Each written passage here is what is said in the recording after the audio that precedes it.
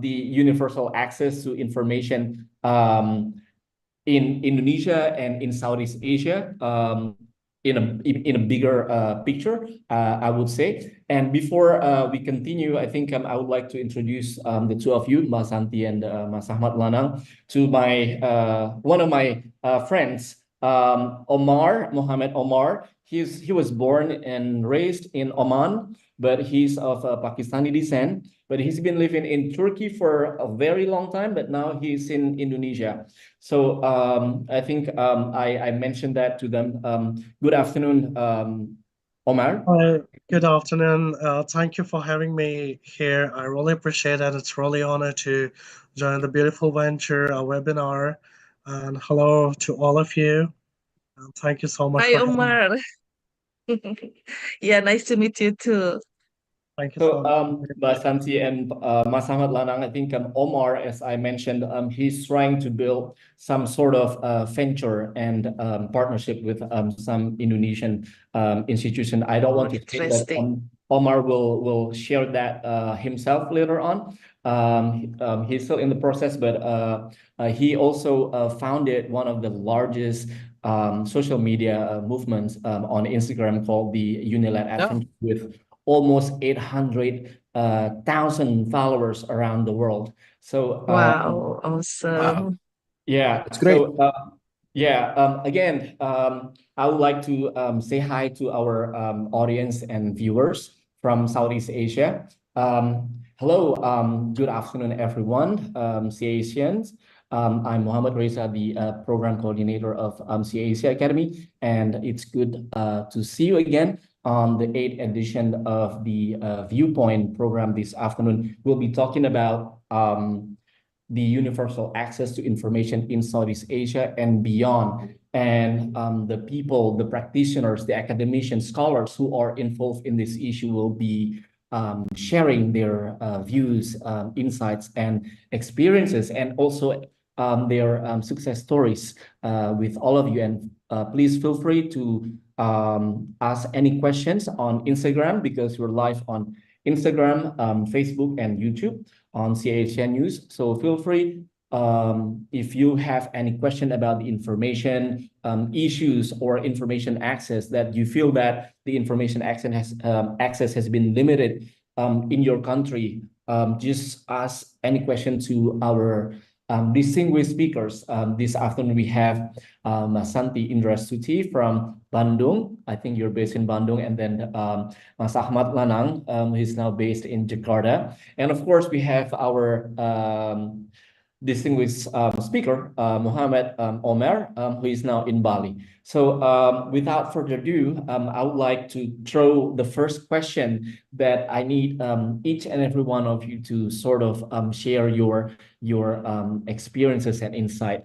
So again, as we talked about earlier, it is very, very crucial and critical and also sensitive, especially in Indonesia right now, since we'll be having the new president in the next 2 days. So on Monday, we'll be having completely different administration, different set of ministers, different sets of policies and rules and regulations, and that probably affect the information flow in the country. So I would like to give the opportunity to Santi to share your view regarding on this. Okay, thank you very much. Hi, everyone. Thank you also for inviting me here. So honored to be part of the discussion. Okay, as you mentioned about the next 2 days will be something very insightful, something new for us. Uh, in my view, what will happen in Indonesia is actually we will continue our struggle, we will continue our endeavor to finish or to overcome the challenge that we still face until right now. I do agree that I share with you the view about the positive development in the next few years, of course, because there are a lot of hopes for Indonesia as part of the important actors in the digital realm. However, we still have a big homework to do, like you already mentioned about universal access. In my part, I'm also dealing with digital literacy issue, which still in some part of Indonesia really make a big concern. We also still have a lot of problem regarding the digital scam and something like that. And do not forget that our regulation is still lag behind the development that's supposed to do.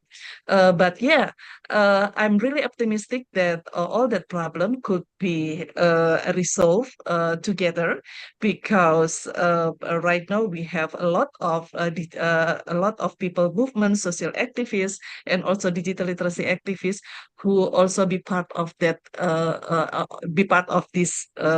endeavor. So that is perhaps my initial view about what will happen in the next few months, few years. Interesting. Mas Ahmad Lanang, what's your view on this? The past policy and then the upcoming policy with the new president. Do you have any insights or prediction about Indonesia's future information access? Okay, Ray, thanks for having me. First of all, I think it will be easy for a lot of people, including us, to connect the past of our future presidents, his military past, for example, right? And then his association with the old order, to predict that we're going to have a challenging situations regarding access of informations. It's very easy to jump into the conclusion like that. And it is understandable, right? Considering the fact that we have never had sort of things like information flows that can be considered independent and democratic in a way. But I think the most factors that we have to face in order to increase the democratization of access of informations is the ability of the people. The ability of the people to digest informations and then to curate informations, to really evaluate what kind of things that is given to us, presented to us. This is the biggest problem, I think, right now. For example, we're not going to talk about politics. We're going to talk about football. In Indonesia right now, we are having a national team, a new national team with 8 to 9 to 10 Dutch players, the naturalization. What is happening is that when you present an opposite views, right, towards the national team, and then some people will be organized to disseminate sort of things like informations, right, to put the critics in uncomfortable way.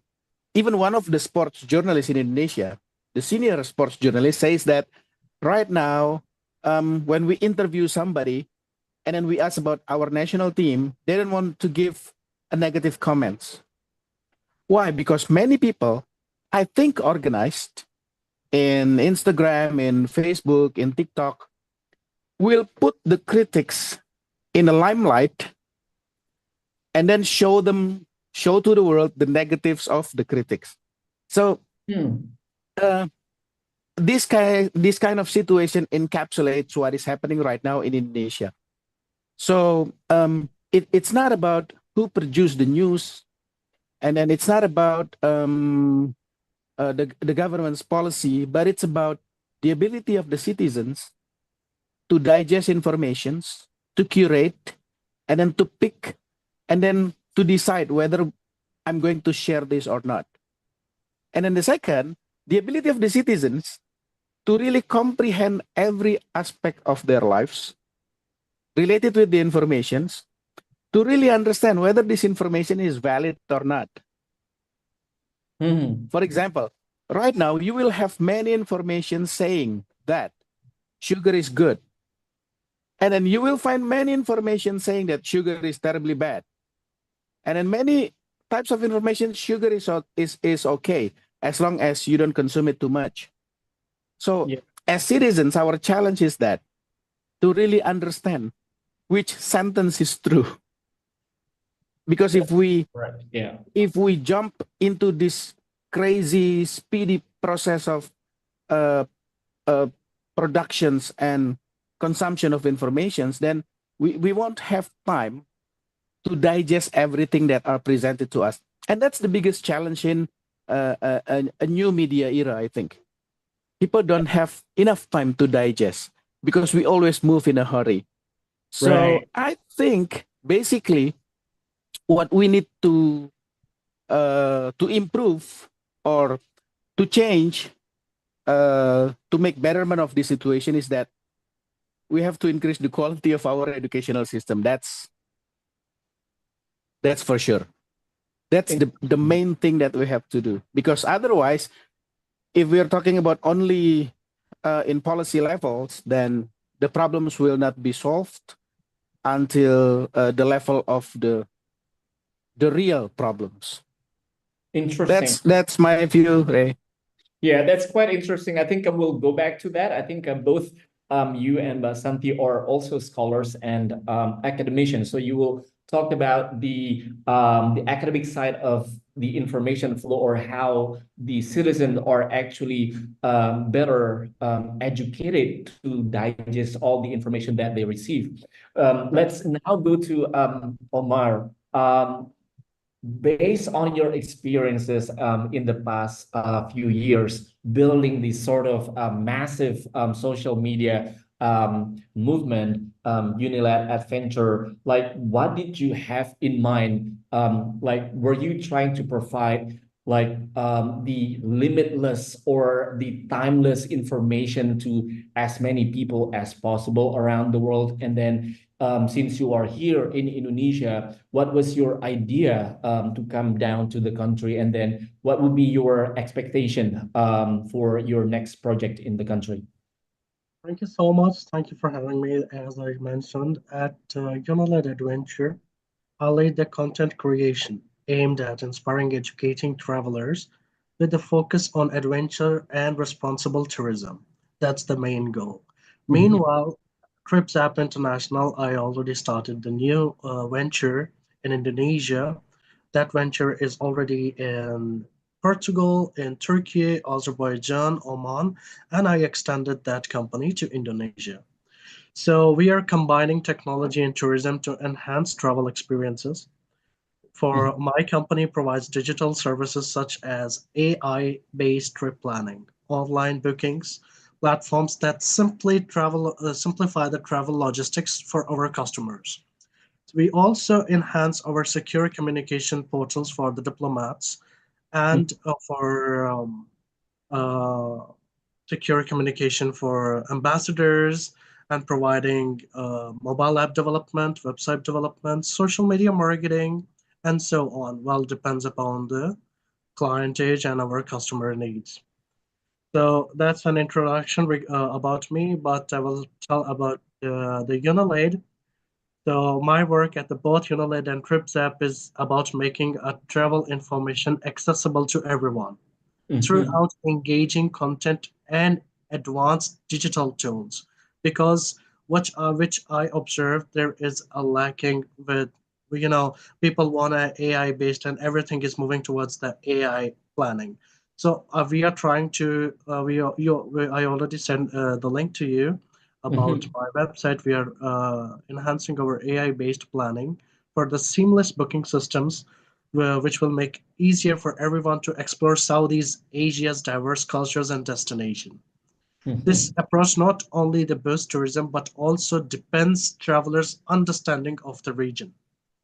So that's all I'm gonna say. So for me, you already highlighted about Ma'am Santri and Mr. Achmat told about the key points for the Asian countries. And So. That's quite interesting. And do you think you will have a lot of challenges setting up or building up uh, a business empire, like you expand your business empire in Indonesia? Do you think, be it the government policy, the rule of law, or the rules and regulations, is that any problem so far that you are dealing with setting up? Currently, Indonesia is very friendly country, the people, the culture, and that's why the diversified people, it's very nice and exceptional beyond words. But right now, I didn't have any issues, but I had some issues in other cities. That's the language barrier. In Uh, Bali, usually we speak English, and we are in Jakarta or in Labuan Bajo, so there is a no language barrier. If we are liking stepping aside towards the east, towards the north, or towards the south, so we are having a problem with the communication stuff. So that's coming in my mind, and I'm also planning to generate my own software so we can an AI software so we can communicate with the locals to understand the culture, the food, and their region perspectives, and so on. But right now, for me, what I have to, because I want to attract travelers from the Middle East and Europe to Asian countries, mhm, especially Indonesia. So for that, here, it for me, it's like a 4 points for me, which I wanted to work. That's tailored marketing. Highlight the culture attraction, including halal friendly environment for the people, because the Middle Eastern, they are preferring halal friendly services for the Middle Eastern tourists. mhm, And for the Europe countries, I'm looking for the promote luxury or adventure tourism. So the tailored marketing is my first point. The second one is digital and influencer market. So that's mhm, the main key, which I think I have to collaborate with the influencers and social media marketers to showcase the natural beauty and unique experiences available in Asian countries, like locals, like from you, from anyone. So we need, for me, digital and influencer marketing is should be mandatory. The third one is the strategic partnership with the mhm. airlines, travel agencies to create an exclusive package to target European and Middle Eastern market. That, Last but not least, the yeah. sustainability, promoting ecotourism, which strongly resonates with the European marketing by highlighting eco-friendly resorts, national parks, and community-led tourism. That's all. That's very interesting, Omar. Thank you so much for sharing your views. So let's go back to Mas Santi and Mas Ahmad to talk about the education side of the access to information in Indonesia and probably the Southeast Asian region in the bigger picture. So, Santi, talking about the education side of information or digital information and the information superhighway, how, as a lecturer, like how did you think it would actually help the students to understand how, as Mas Ahmad mentioned earlier, to sort of determine which information is correct, which information is true, and then how to teach the Indonesian younger generation to sort of filter the correct information for themselves, at least. I think Okay. you will be able to share your views on this as well. Okay, thank you very much. I have to admit that we as Indonesian are rather late to address this issue. I Mhm. mean, when we found out about hoaxes, misinformation, and disinformation, it Yeah, is already spread out among the society.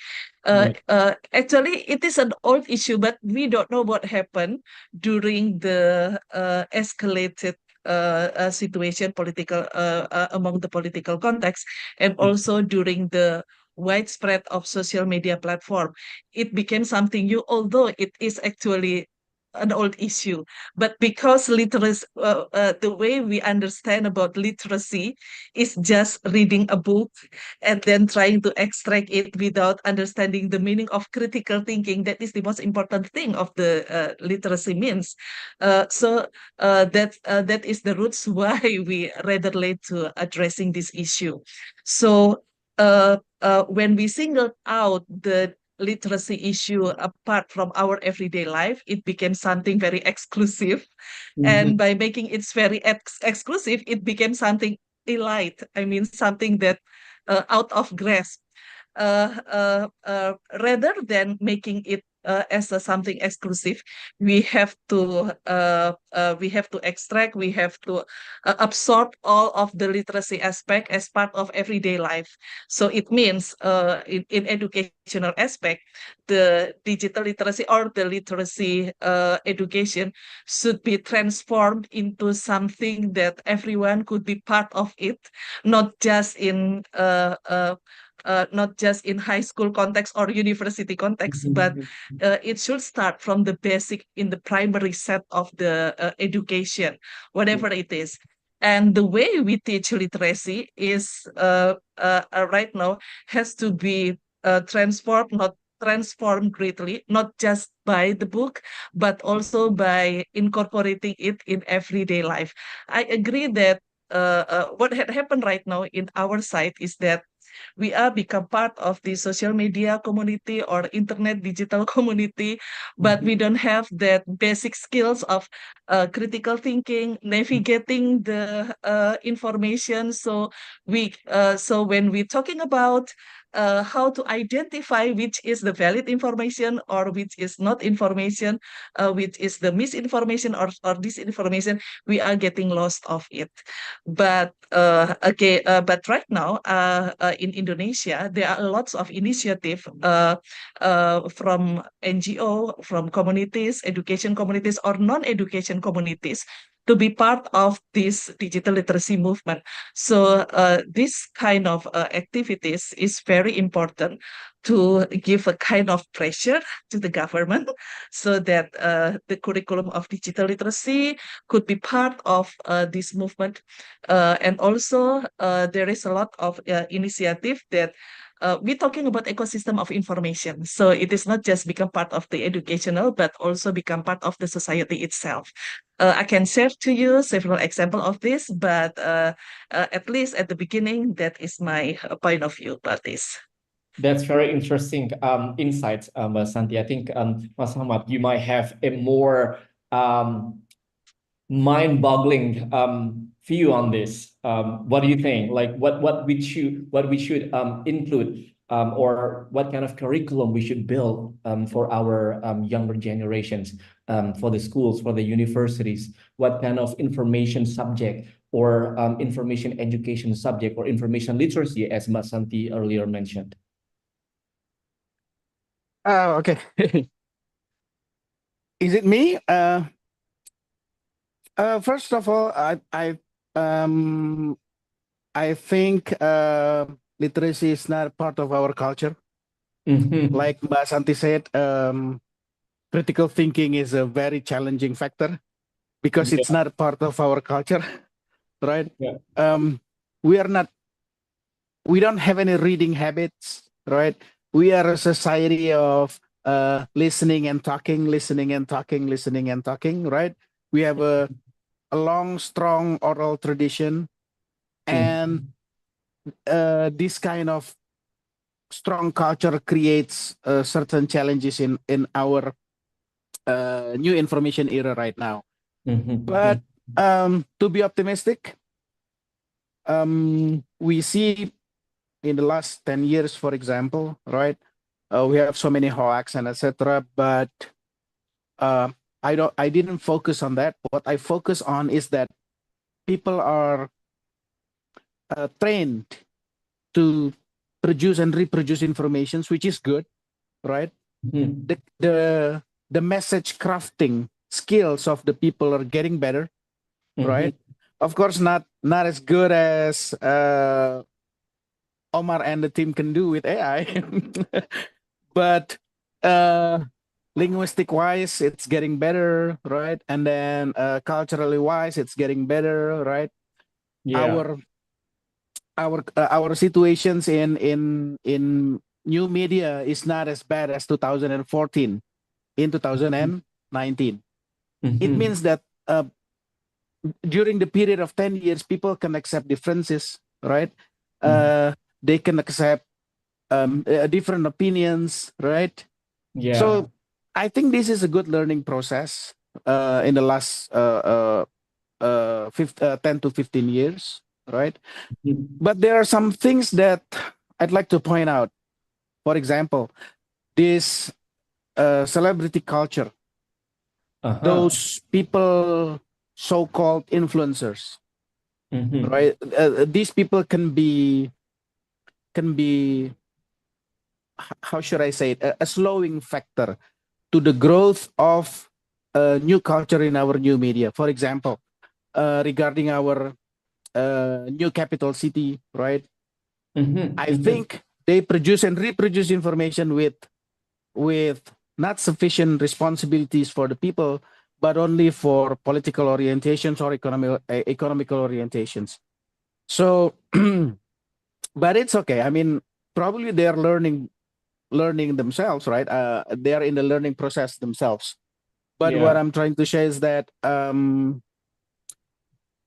like Mbak Santi said, a lot of NGOs, a lot of private organizations conducting initiatives to increase the literacy. That's good, right? That's good, Mm. and that's about time. Yeah. And uh, that's the main thing of being civil society. You don't depend always on government, right? Because they have a lot of things to take care of, right? Yeah. And without any push from the people to conduct changes, changes are difficult to make. So the situations right now are still bad. Yeah, still need improvement, a lot of improvements. But I think we are going to a better directions. We're going to Mhm. better directions, and thanks to people like Mbak Santi in our educational system, right? Teaching literacy, educating people, we will get there. We will get there, and with the help from people like Omar, right? I'm very optimistic that our society will be better and better and better every day. I think that's the spirit that we have to keep, right?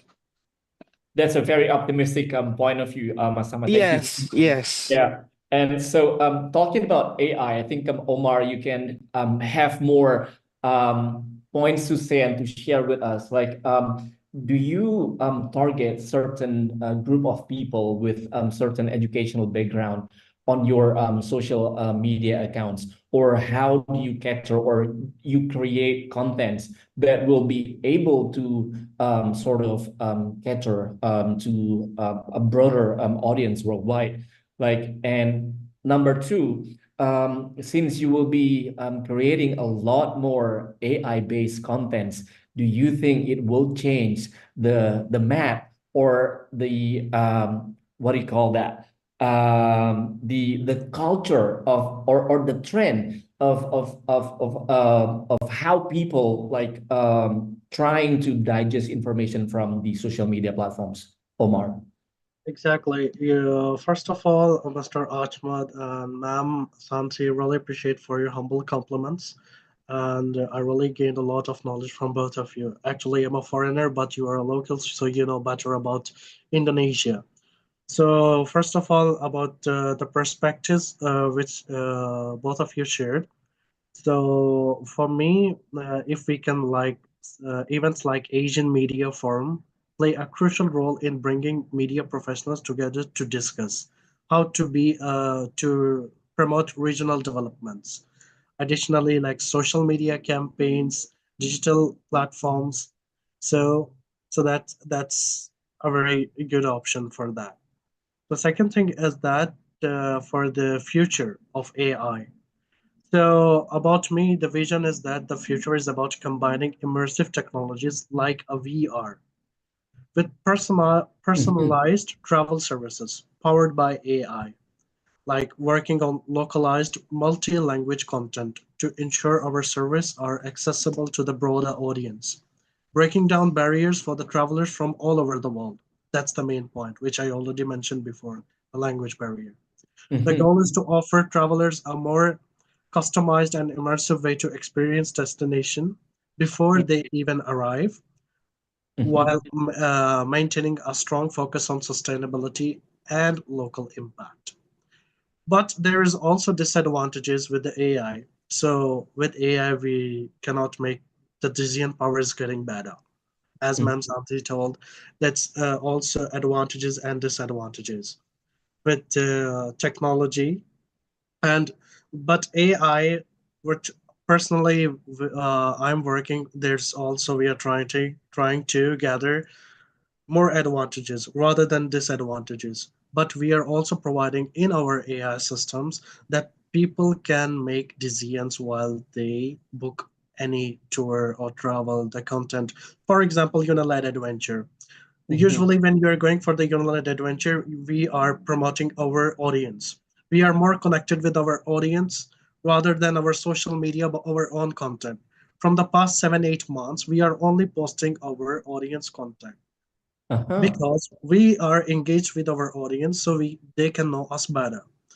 With our there is a specific other travel and tourism platforms, social media platforms, and but they are only promoting vloggers, bloggers. They are trying to showing the diverse community in the worldwide, blah blah. But we are promoting our audience.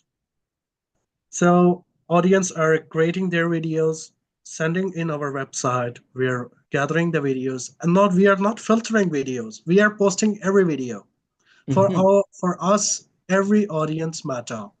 Not that this video is nice, this video is bad. Whatever the content is, if it's relevant, irrelevant, we are posting it on social media. We are giving them hope. You can do it. Even we have 17 million on Facebook. We have 800 and something on Instagram. We didn't create a YouTube channel. Why? We could to go for that. We could to optimize. We could to earn money. No, because we are trying our best to aware the local audience to do something, to learn, to travel, to learn travel tourism, what the tourism actually is. Tourism is also learning.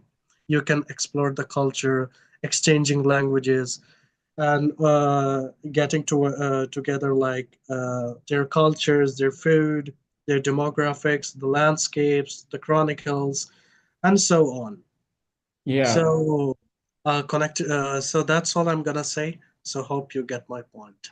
That's a very interesting view, I would say. I think in that sense, Omar, you are also liberalizing the contents on your social media platform. You're giving the opportunities for your followers, for your subscribers to create contents, and you help them to promote and post that contents on your platform.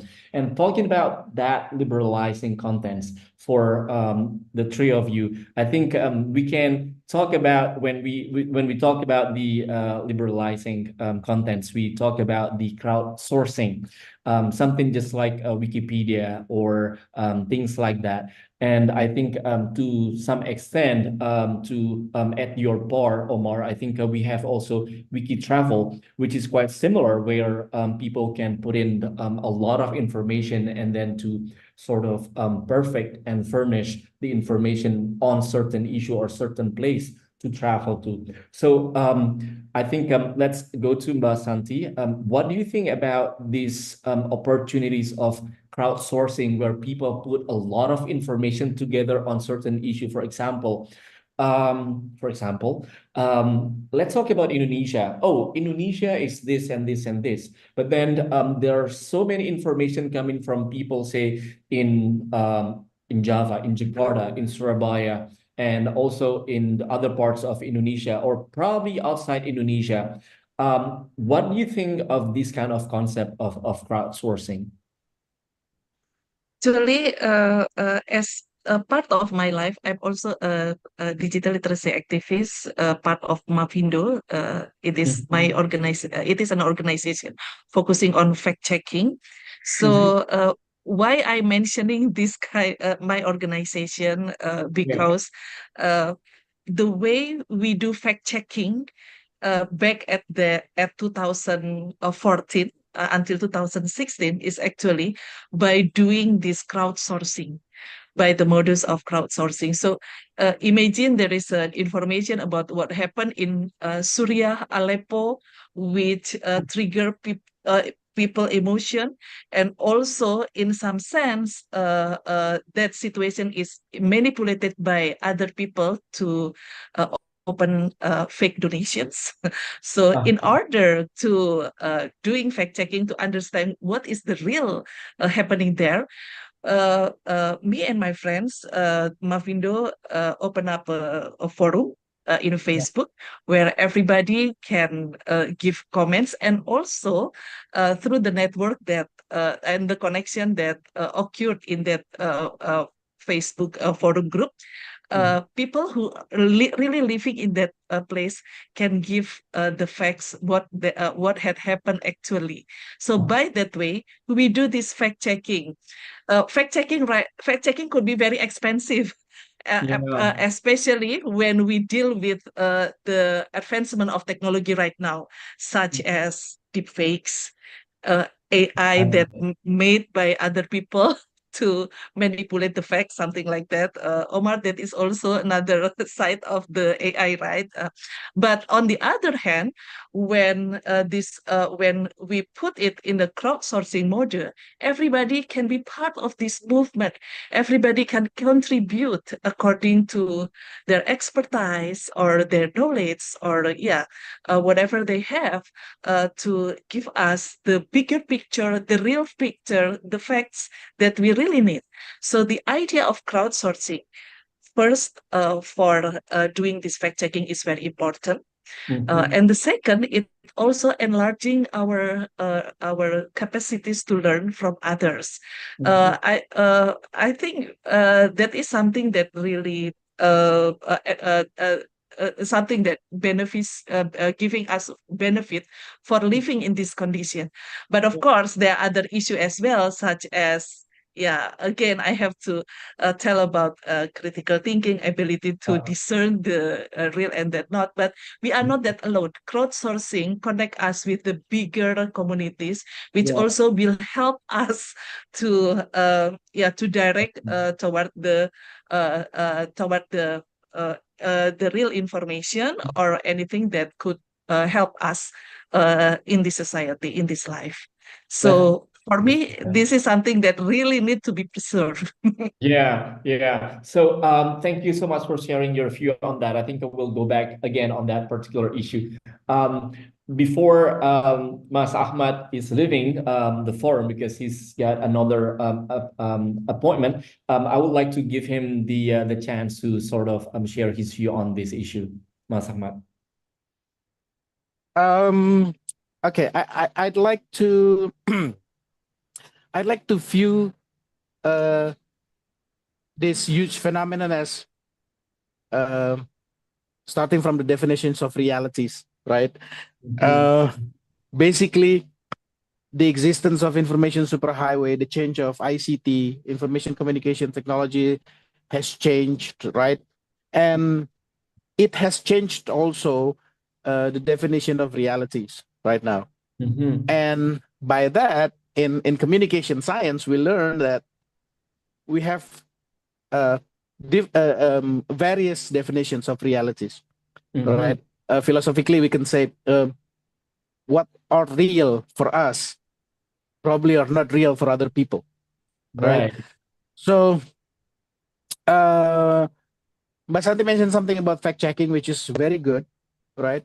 But in my views, it is a mechanism that has been done by our conventional media in journalism, and it is still has to be done even in new media journalism, right? Because it's a part of journalistic procedure, right? It's a part of a journalism ethics. But I think bigger than that, with the existence of AI right now, we have to be prepared to manage ourselves to live in the jungle of new realities, right? Like for example, we watch movies. It's not even real, right? They created the characters, they created the place, they created the plots and etc. But some movies can move us. Some movies can create sort of things like a new movement, right? Some movies can motivate. So I think to some extent it's not relevant anymore to talk about whether it's real or not, right? But as long as it affects people in a good way, then we will accept it, right? Like Omar will create a lot of things that are not real with AI, right? If it's not real, it doesn't mean that we have to reject it, right? If the content is good, if the content is inspirational, if the content is motivational, then we have to embrace it because it is a part of our development in ICT. You just have to remember the first time we have radio around 1900s, right?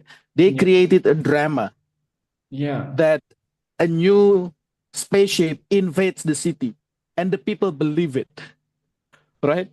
So this is like a repetition of what has happened 120 years ago, actually, only using different media, right? But of course, what happened earlier, 120 years ago, is not a good example of how realities is crafted and influence people in a bad way. Like the Aleppo things, right? It's not good. And I agree with Bu Santi that we have to do fact checking. But I think we have to prepare ourselves also as a society to embrace new created realities, right? New artificial realities, right? As long as the content support our norms of living, right? Supports the goodness of the people and support the goodness of life. I think to some extent later on, hyper reality will take over everything, right? And we have to be prepared to embrace it and to manage it to find a good place in our life. That's my view on that. Mind blowing. You're still as sharp and bright and brilliant as I could remember from 20 Thank you, Ray. with your ideas and perspectives. I think again, Mas Ahmad, thank you so much for joining us. Thank you so much. Yeah, and thank you, Ray. And hopefully, after this, you can connect with both Mas Santi in Bandung and Omar in Bali and all over the world to create like collaborative project together on information. I'd love to. Sector or digital information on AI or anything else. So thank you again for Thank you, Ray. Thank you, Bu Santi. Thank you, Pak Ahmad. Nice meeting Hope you. we can I meet have to again. go. Okay. Bye-bye. Bye-bye. Hey, bye-bye. All right, so now let's go to you, Omar. I think it was quite interesting when the two other speakers talked about AI and fact checking. So now the question here, let me read that. Based on what the Mbak Santi, based on what Mbak Santi mentioned earlier about fact checking. So do you, Omar, accept and just post any contents that you receive from your followers, from your subscribers in your email box, and then you just post them without fact checking? Well, when we are getting the content, we have a proper team. United Adventure is founded in 2010. So we have a proper team. It's a Britain news agency, actually. So we have like more than 100 people on there. My department is only for adventure, United Adventure. I'm looking for that. So I'm the one who is editing the videos and posting them because they are only giving the raw videos or they are editing, but we have to edit by ourselves. So our requirements is you have to publish your video, raw, no edits, no anything, because we are using their name and our logo in the video. So we are checking and rather we are not posting memes, but there is kind of funny videos and which is family friendly. We are taking care of that stuff. Despite that, we are checking every content. We are checking every comment in our feed because our audience is not 18 plus. We also have kids, we have youngsters, we have adults, we have different categories. So it's a family-friendly page. We have to take care about everything. Rather than that, as I told, Trips App Adventures is also like a different story, but it's also connected. But it's a tech and tourism company, which I mentioned. So we Mhm. all gain the followers in the Facebook, but Yeah. that's the different kind of story with the AI and that stuff.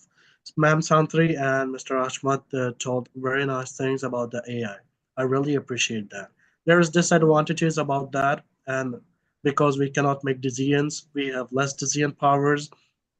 People are not, for example, when I was studying in my time, so we have to think of everything. We have to solve the problem, but now it's in our fingertips.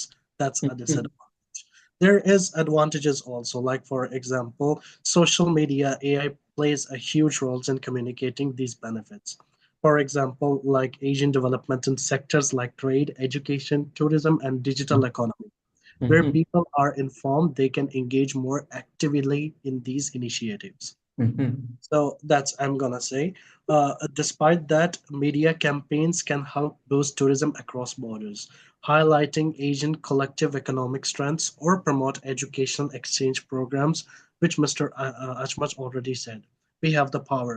We can promote the educational exchange programs. When media outlets share the success stories and innovations within the region. So we can practice and work together on the common goals. Additionally, public awareness campaigns help citizens understand how regional policies like trade agreements or sustainability initiatives benefits them directly.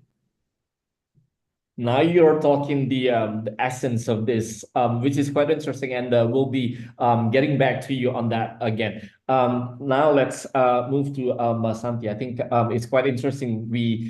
When we are talking about the artificial intelligence or the new realities, as Mas Ahmad earlier mentioned, and the fact checking, of course, and which Omar would be the sort of the melting pot of all of these issues, the information superhighway intersection where he's receiving and building AI-based contents, and on the one hand, and on the other hand, he has to be fact checking and then to see whether the contents are appropriate for all of his millions of viewers on Facebook and then on Instagram as well, or across the social media platform. Um, what do you think, Masanti, about this new phenomenon about artificial intelligence? Do you think Indonesian people and the Indonesian government are ready to accept this future?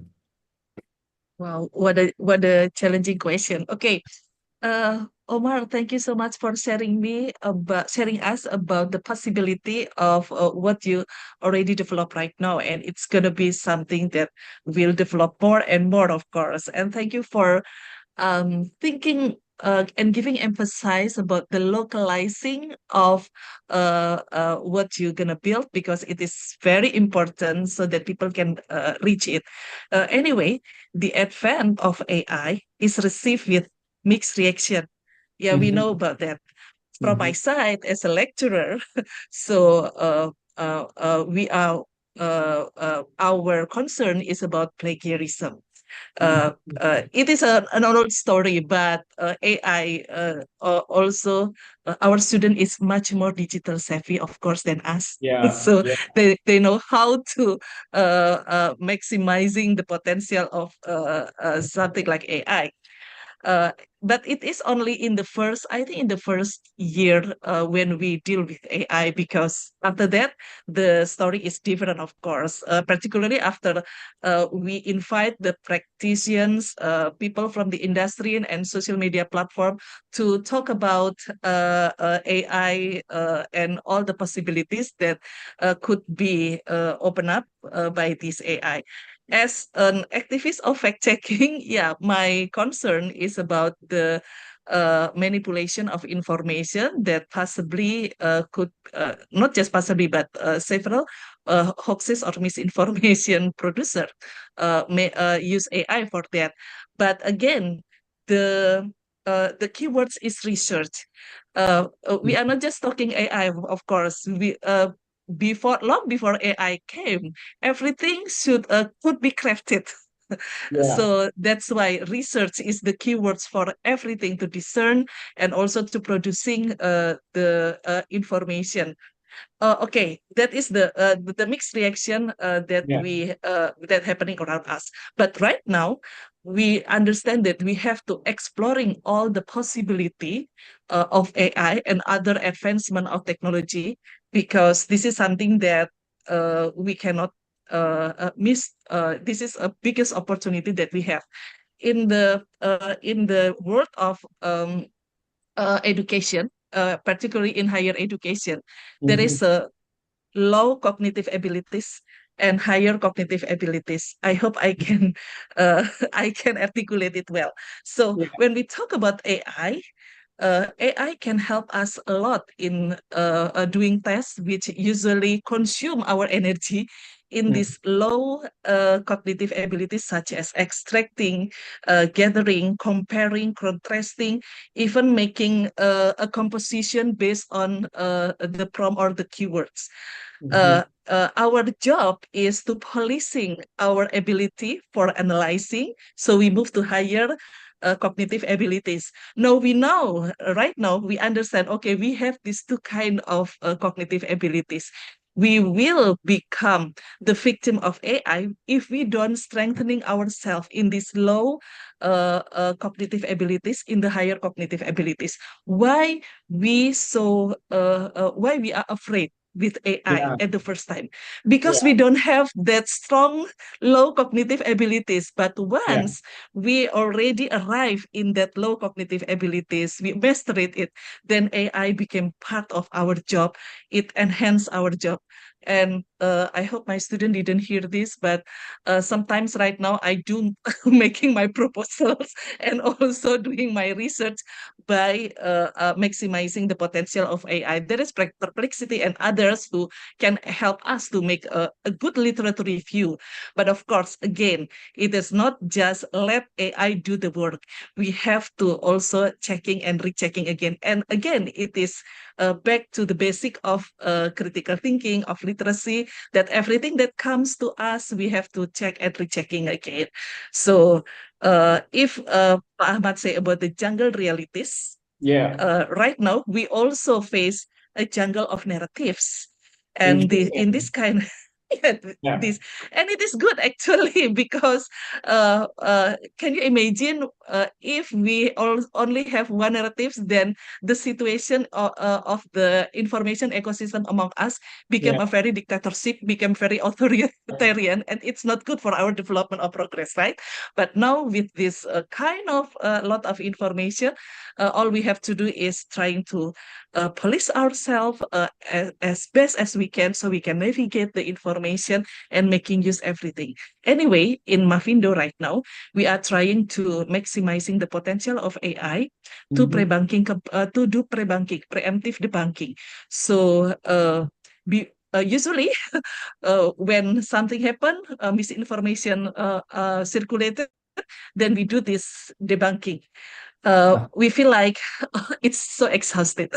But right now, before something happen, we can use AI to predicting what will gonna happen, because actually misinformation that existing around us, the narrative is same, the context is the same, people just changing the actors, the place, and so on.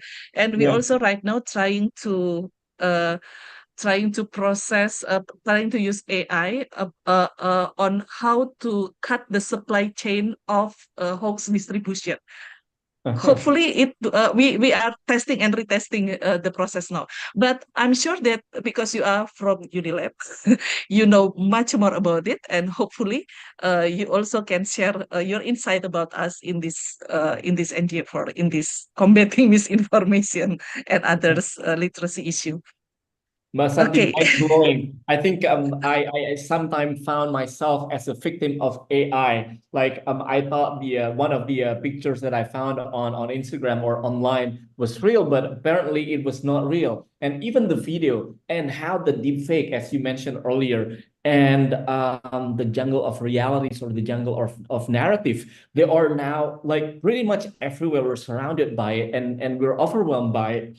So again, let's go to Omar.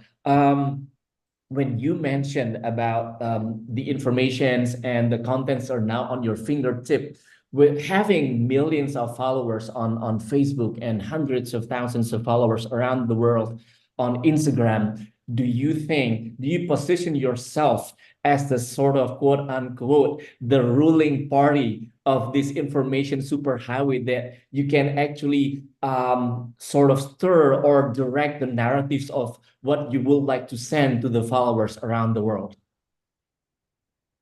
First of all, I would like to encourage everyone to embrace responsible, to be responsible for everything sharing to us, Yeah. and whether through its adventure or cultural experiences, it's important to respect the local environments and communities. Mhm. Share, we comment. So, so for me, we are dedicated to using technology to enhance like experiences which will be Yeah. respectable to the local environments and communities, and which could to be benefit to them, benefit to us, benefit for everybody. Mhm. But Mhm. despite the AI, we built an AI softwares to the local organizations. Ma'am Santi, you're a lecturer. So when I was a student in, I'm gonna share my experience. When I was a student, I was doing my master's in Germany. So I was attempting my physical examinations, and all invigilators were there. I met a guy from Australia like 3 weeks ago. So he also did a bachelor's, and I said in economics, and he said how? He said I attempted online and I got my degree online. And I was saying, really? How? I just got my degree in 2 years. And I said, I just wasted my 4 years then. Like going to university, waking up in the morning, hassle, taking transportation, going to the university, attending lectures. And no, it's too much easy. That time I was feeling that very bad. Even I'm developing softwares and providing to universities, to the different organizations, to the companies. But that time I was having a regret. It's gonna be a bad. But if I'm comparing with him, he's gonna be a good enough because I was there from 9 to 5 or my evening classes or my morning classes. I attempted online, offline, so I have a more experience than him. But I was feeling regret that it's gonna be damage our future environment. Like if Mhm. many organizations is giving online degrees, online education, so that's very bad. That's Mhm. probably embarrassment. Unless you cannot, you're sitting in home and you're pretending you're going to attend the class, so that's a fake. Nobody's gonna focus on the laptop. Maybe he's watching other video or maybe browsing other windows. We don't know. So Yeah. about this, it's a very bad thing. Second thing about the AI, which we are very in our website, we are not providing all AI systems. AI Uh-huh. systems integrations is only for the government, for the institutions, for universities, for the high tech companies. So the time is priority, so they can do their work with the using with the help of AI tool and enhance their self. But still, AI is not 100% accurate. AI is not 100%. You should recheck. And we also mention to everyone once you're doing with the AI, we are building websites for you, we are building softwares for you. You should cross check because we could do not rely on the virtual machines. It should to be humanized. And about that, Ma'am Santi is absolutely right. But for me, I'm really focused and taking care about the matters, about the advantages and disadvantages. There is good and bad. So we are trying to gather what's the bad stuff, what's the good stuff with this technology. Mhm. And we are implementing in our softwares, but we are giving them private. And despite that, that's all for now. I think about AI stuff, and we will look forward for more enhancement and more education, more initiative for the students, for the teachers, for everybody. As I mentioned, we can promote positive impact for the country, awareness to the local community. Mhm. And, that's all for now. Thank you so much, Omar. And now my question will be for the two of you. Like, since you're here, we have earlier we have Mas Ahmad from the he used to be a lecturer as well, and I think he's still actively teaching in some of the universities in Indonesia. We have a scholar, and then now we have Mas Santi as scholar and practitioner, and now we have Omar as practitioner and of course venture capitalist or entrepreneur in that sense. Do you think, Omar, you can sort of build partnership with institution like Mas Ahmad or like Mas Santi in the future to sort of expand and develop your businesses in Indonesia? And how do you foresee that to happen? Or probably Mbak Santi, you can work together with Omar, and how you or your students can support what Omar is doing in Indonesia.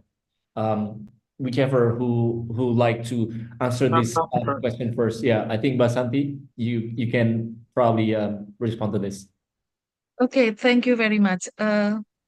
This is a very generous offer and opportunity. Of course, to overcome the risk of the new technology and also to maximize the usability, networks is all the network and the collaboration is always important. Like Mas Ahmad always said, we cannot just put the problem in one side or one party on the government only, but everybody should be work of it. I would focus on the localizing the content, localizing the application, because it's something that really important. Omar, you have already noticed that language is a barrier of accepting the technology and also making it make optimum use of the technology.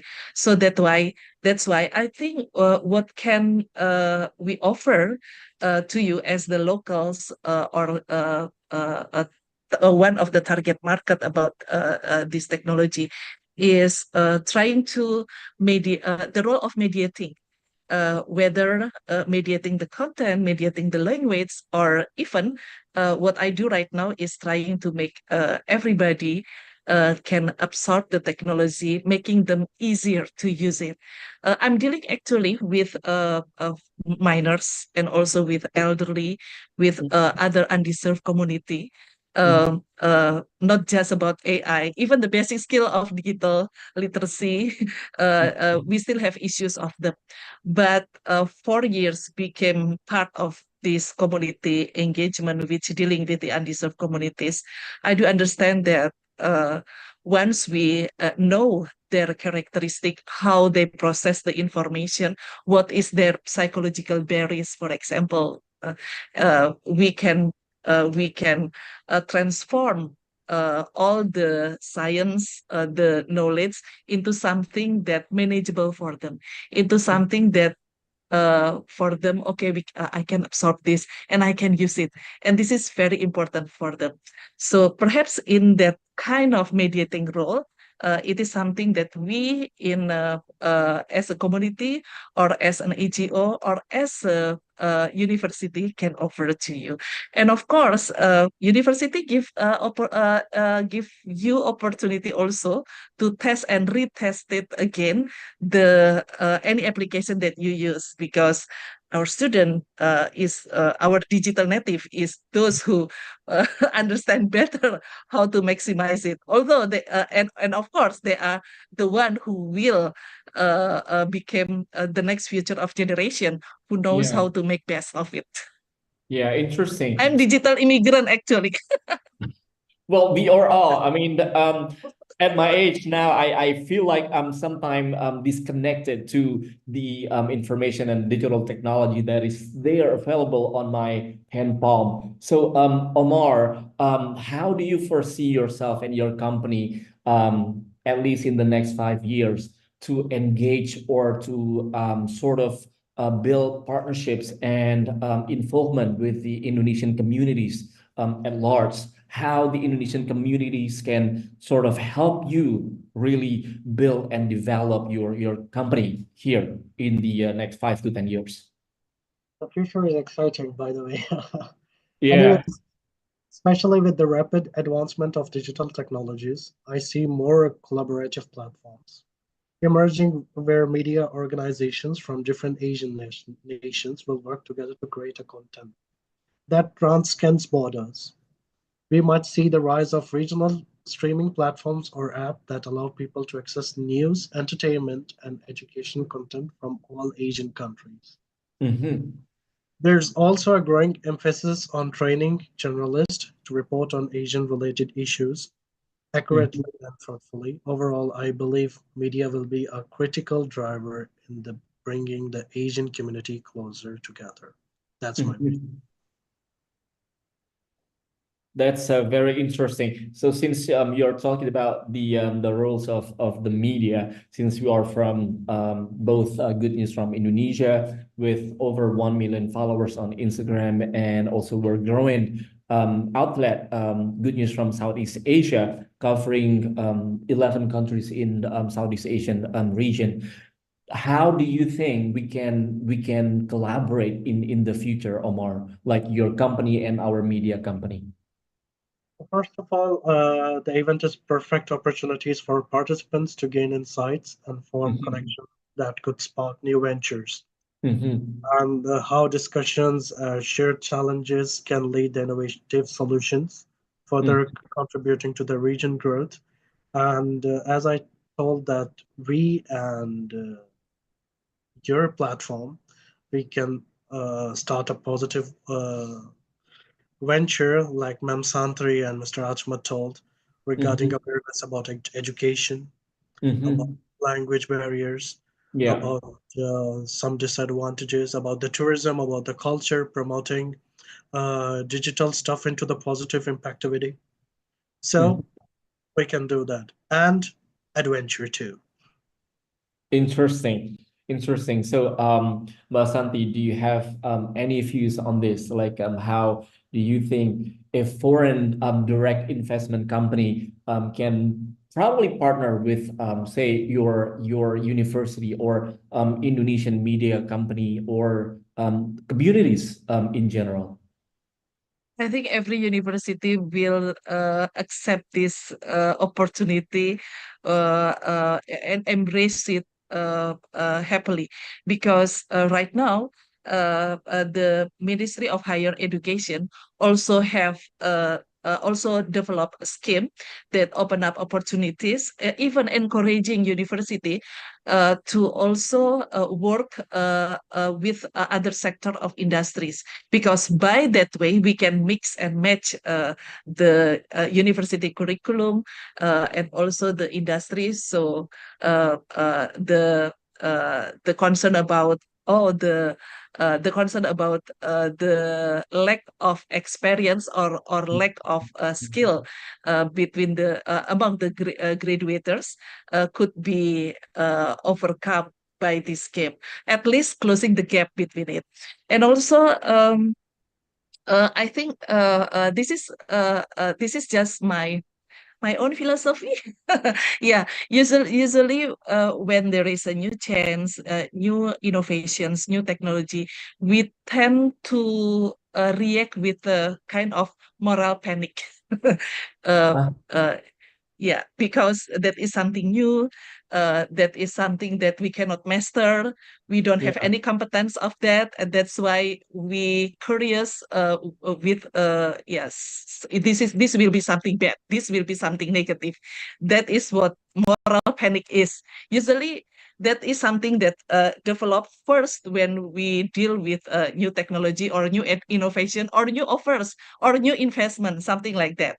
But Mhm. along the time, when we know better about the technology, about the opportunity, investment, and so on, we can understand, oh, this is a new opportunity, or this is something that we can manage, especially after we understand the risk and how to manage that risk.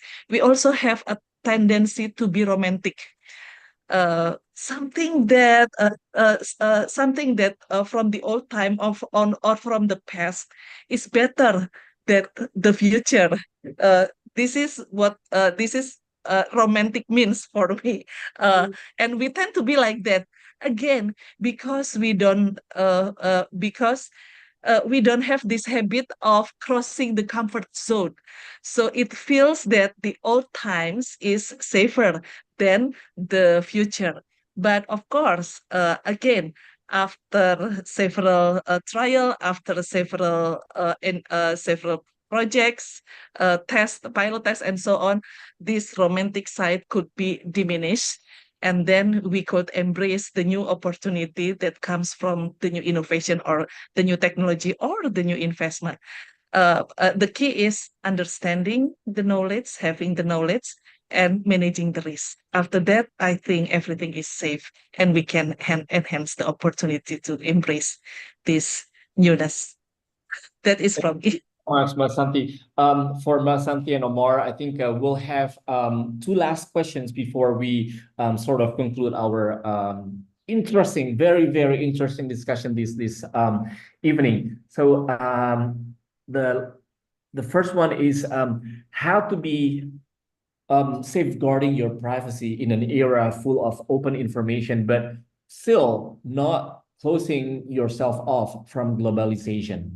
Like with the AI and then with these social media technologies and information superhighway, people still tend to sort of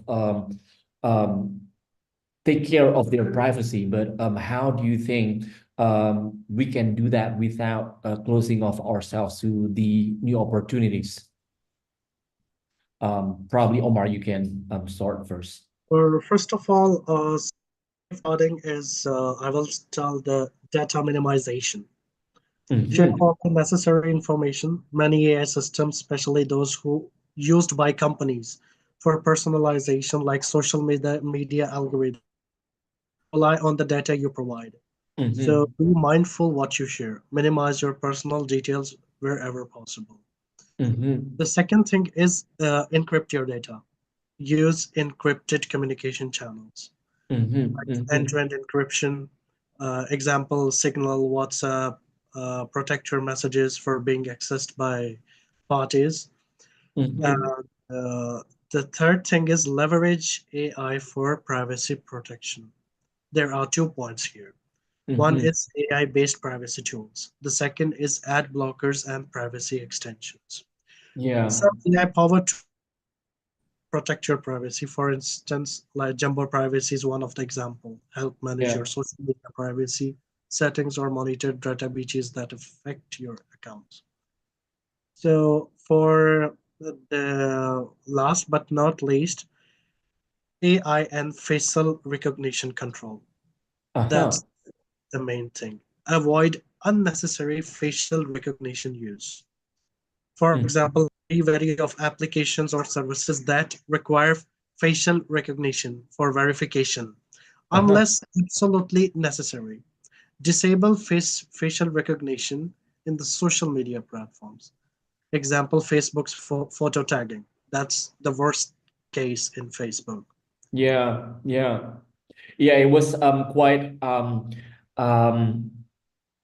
how would I say that? Like when you saw yourself being tagged on somebody else's photo, that's terrible. Like how could Facebook AI can identify that it's actually you from a photo that's probably that belongs to somebody who doesn't have any connection with you, and he just or she just posted that on Facebook, and then suddenly Facebook tagged you on that. And I think it was quite scary to me, and it's quite interesting technology to say the least, though.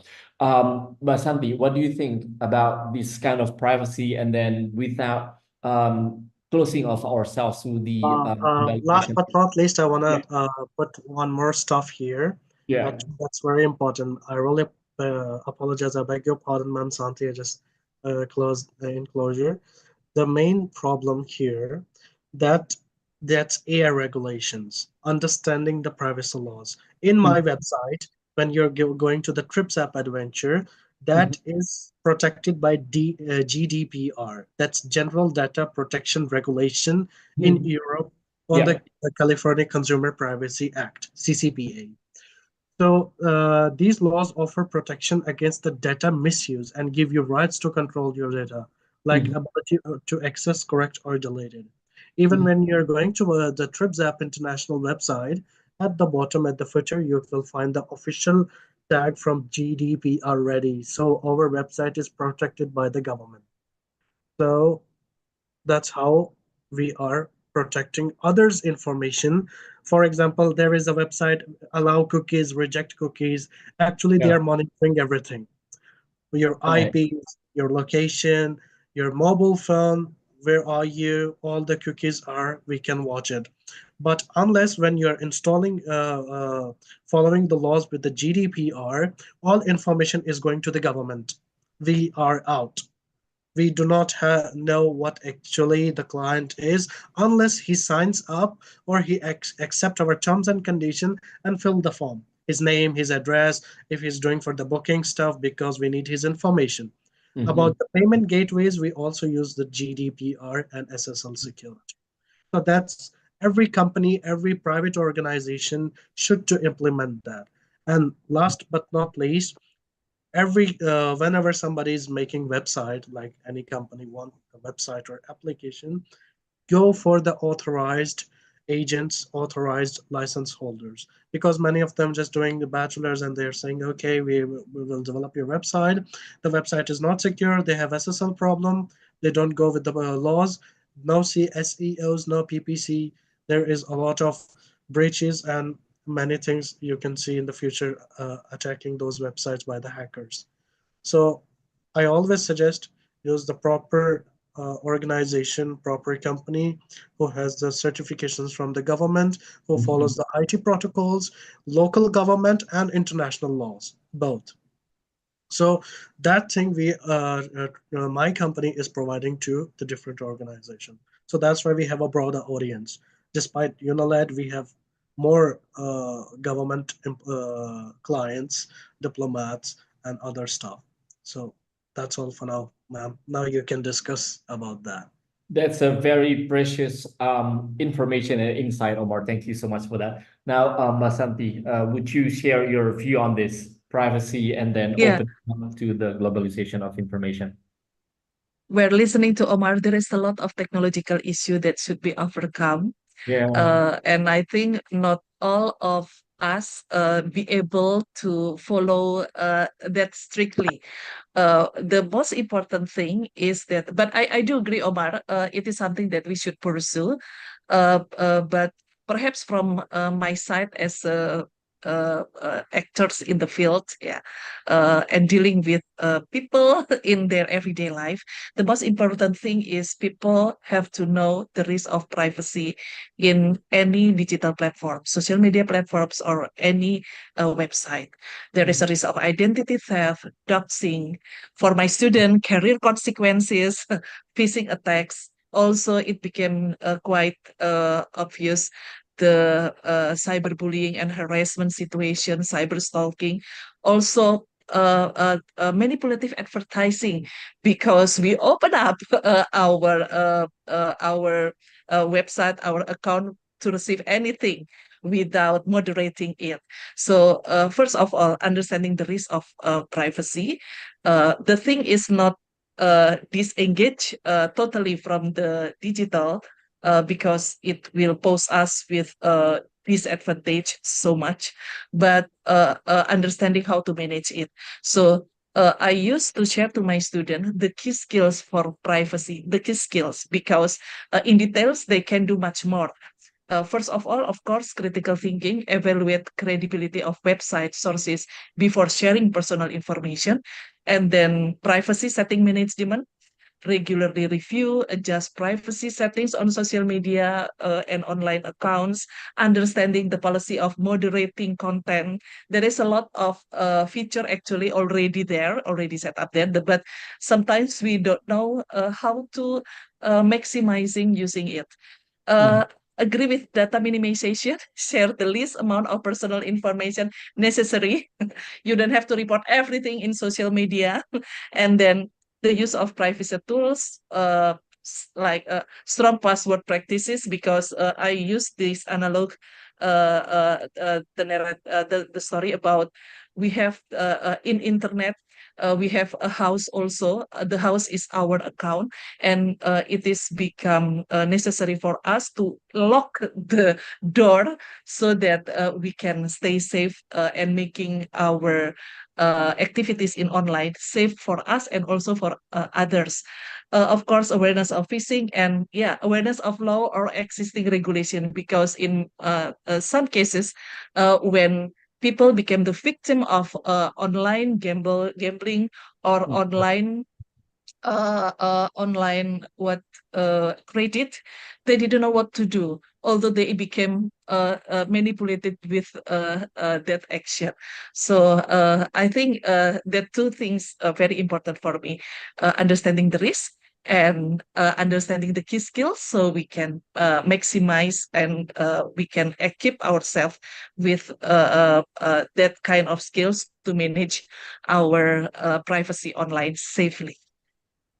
Very interesting insight, Mbak Santi. And now, last question before we close off our interesting discussion this evening.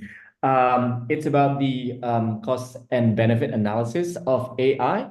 So the question is, will AI be harmful or beneficial in an era of open information and data? So who would like to respond to this first? Probably Omar. Is it more benefits or more harms when we are using and utilizing AI? First of all, I would like to tell technology is transforming every aspect of our lives, from education to healthcare, and it's crucial to understand its impact and responsibility of harness its power. AI at the forefront for the revolution, offering immense uh, possibilities, but also raising ethical concerns. Staying informed about trends, digital responsibility, like problem solving skills, tech driven world. As students and global citizens, we must use technology wisely. Saying it again. So we must use technology wisely because it's shaping its future to ensure it benefits everyone and promotes fairness. And the main thing is about that the Yeah. technology should be used wisely. That's all. Thank you so much, Omar. Mbak Santi, do you think AI will just bring more benefits or more harms to our society or the users in the future? Yeah. I think I will refer to myself. Yeah. uh, if we trap in this kind of moral panic, we go nowhere. We just lingering in concern that became the trap of us, and also make us just stop in a point. But that is not the advantage of technology. That is not the aim of technology, which should be make our life easier.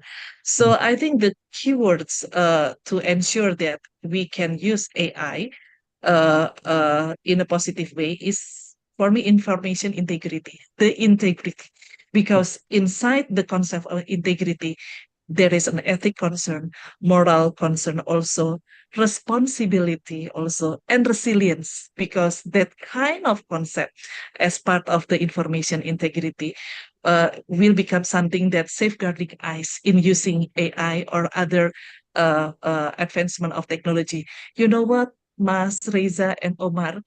I used to tell my student, if you want to be polite in social media, learn from AI, because AI always giving answer so politely. uh, so we deal with these hate comments everywhere. So Yeah. that's what I told to my student: learn how to be polite in AI. And when I try to explore more about this, ChatGPT and also other AI has already embarked in a new level of a game. I think they provide uh, uh, uh, they provide tools AI about how to overcome hate speech message. So usually this emotional intelligence became part of us as a human, right? But right now, I think AI is more human than us, more polite, and giving us emotional stability for us. We can learn from AI about how to react and how to react with anything that we face as something harmful online. So that is the meaning of AI right now, if you want to explore more.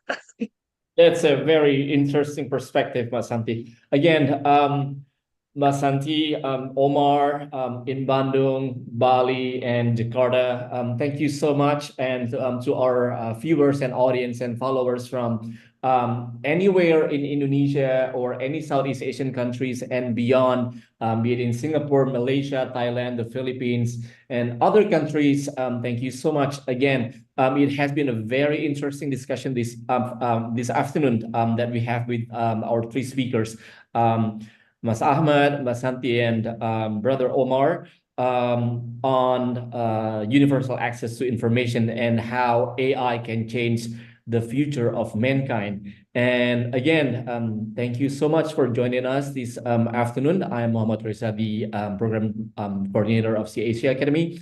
I thank you for your participation, and I'll see you in our next viewpoint. Have a good evening wherever you are. Bye-bye. Thank you. Thank you very much, everyone. Santi, Omar, thank you so much. Let's take a last group photo before we leave, and then I will send this to you. All right. Give me a big smile.